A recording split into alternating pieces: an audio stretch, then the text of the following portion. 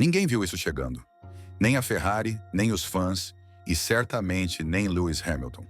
O que deveria ser um novo capítulo em sua história de retorno se transformou em um pesadelo absoluto em Zandvoort, um dos pilotos mais experientes da Fórmula 1.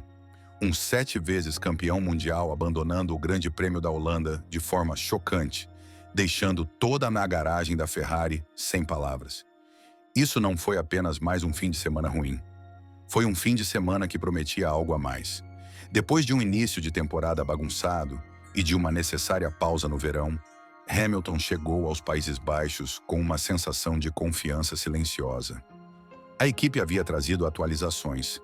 O trabalho no simulador parecia promissor. A narrativa estava sendo construída. Por um momento, as coisas pareciam esperançosas. Mas em apenas algumas horas de pista, tudo começou a desmoronar. Desde as primeiras voltas dos treinos livres, os sinais de alerta estavam lá. Mas ninguém queria admitir. 2 giros selvagens, 2 momentos de perda total de controle, 2 lembretes brutais de que este SF-25 ainda tem um lado sombrio, especialmente nas mãos de Hamilton. O carro não respondia, ele escapava. Era arisco, imprevisível. E em Zandvoort, uma pista que pune os menores erros, isso é receita para o desastre. E desastre foi exatamente o que aconteceu.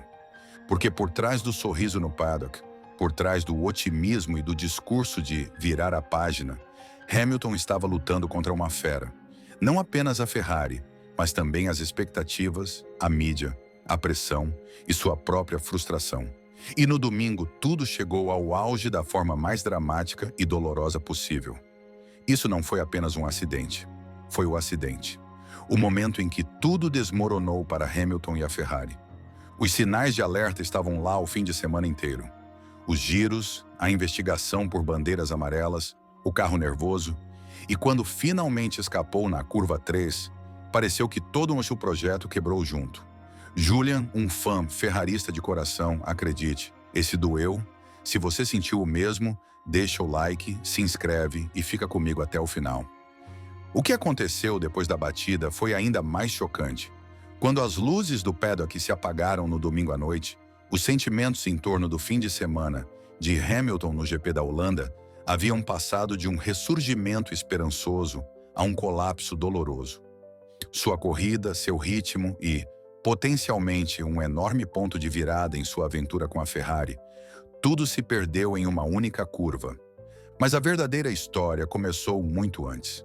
Muito antes do muro na curva 3 entrar em cena. A sexta-feira foi bagunçada, não desastrosa, mas caótica. A Ferrari de Hamilton parecia nervosa desde o início, instável nos solavancos, insegura na entrada e quase imprevisível no meio de curva. 2 vezes durante os treinos livres, o SF-25 escapou debaixo dele, primeiro no TL1 e depois no TL2. Nas 2 vezes, Hamilton conseguiu evitar as barreiras, mas não as manchetes. Os rumores no paddock voltaram instantaneamente.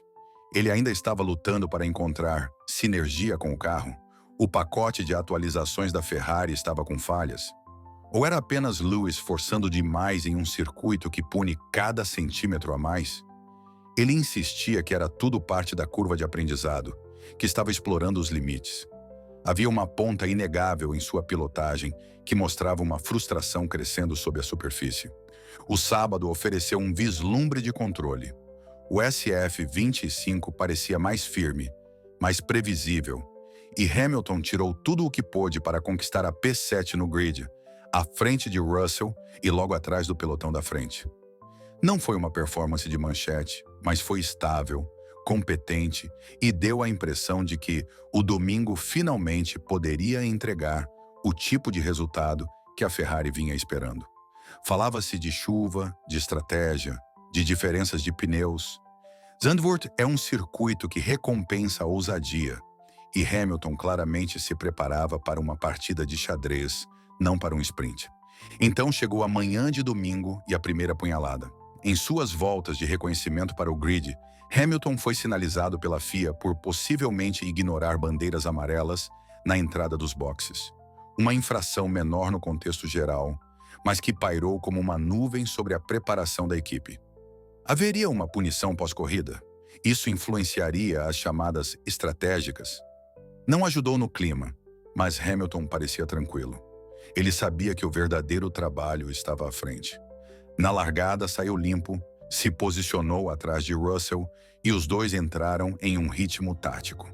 A chuva ainda não tinha chegado, mas todos sabiam que viria. E nessas primeiras 20 voltas, a história estava se desenhando bem. Hamilton parecia sereno, administrando os pneus, mantendo-se dentro do alcance do DRS, guardando seu ataque para quando as condições mudassem a ordem. Ele estava jogando o jogo longo e jogando bem. Então, o momento chegou. A Ferrari chamou Leclerc para o undercut e, na volta seguinte, Hamilton entrou no rádio. Box. BUX. Sua voz era calma, mas determinada. Ele viu uma janela, uma chance de ultrapassar Russell, talvez até entrar no top 5. Mas seria a última chamada da sua corrida. Ao contornar a curva 3, a chuva já começava a molhar a pista. O banking estava escorregadio, a linha pintada no topo traiçoeira. Hamilton abriu apenas um pouco demais. O grip sumiu. A traseira escapou. Não houve tempo de recuperar. O carro rodou violentamente. A dianteira esquerda bateu forte na barreira e a Ferrari morreu ali. A batida foi repentina, brutal e totalmente definitiva. Em um momento ele perseguia a perfeição estratégica. No seguinte, um silêncio atônito tomou conta da garagem da Ferrari. O pedido de desculpas de Hamilton veio rápido no rádio. Seu tom dizia tudo. Não foi falha mecânica. Não foi azar. Foi um erro. Pequeno no tempo, mas enorme nas consequências. Um erro de julgamento que custou não só sua própria corrida, mas também comprometeu a estratégia de Leclerc. O safety car que se seguiu neutralizou tudo o que a Ferrari havia planejado, de uma possível pontuação dupla para 0 em segundos. É impossível exagerar o quanto esse acidente foi desmoralizante, tanto simbolicamente quanto taticamente. Pela primeira vez em muito tempo, a Ferrari parecia relativamente afiada. Hamilton tinha sido agressivo, mas controlado, e de repente o chão foi puxado debaixo deles. O impacto não foi apenas físico, foi emocional. Um lembrete agudo de que não importa quantos títulos você tenha, a Fórmula 1 nunca esquece seu último erro. Enquanto a corrida de Leclerc desmoronava em sua própria bagunça estratégica, agravada pela falta de grip e por um carro que parecia perdido na pista úmida, a batida de Hamilton ganhou ainda mais peso. Tornou-se o momento em que todo o fim de semana se desfez. Foi o gatilho que expôs o quão frágil a Ferrari ainda é sob pressão. E para um piloto que chegou a Zandvoort tentando reacender seu sonho na Ferrari, não poderia ter vindo em pior hora. Não houve brigas na imprensa, nem troca de culpas, nem frases desafiadoras para gerar manchetes. Hamilton não se fez de vítima, nem atacou a equipe, o clima ou o circuito.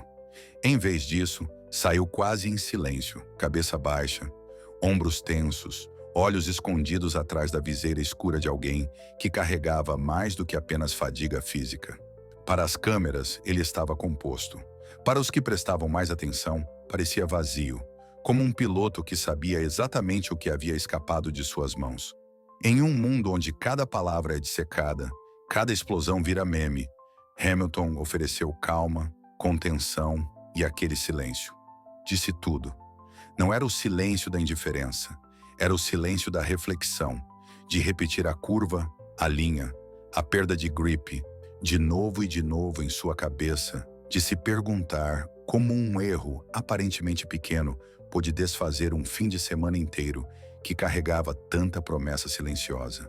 Isso deveria ter sido o ponto de virada, o capítulo da história de Hamilton na Ferrari, onde a frustração dava lugar ao fogo, onde a adaptação começava a se transformar em domínio.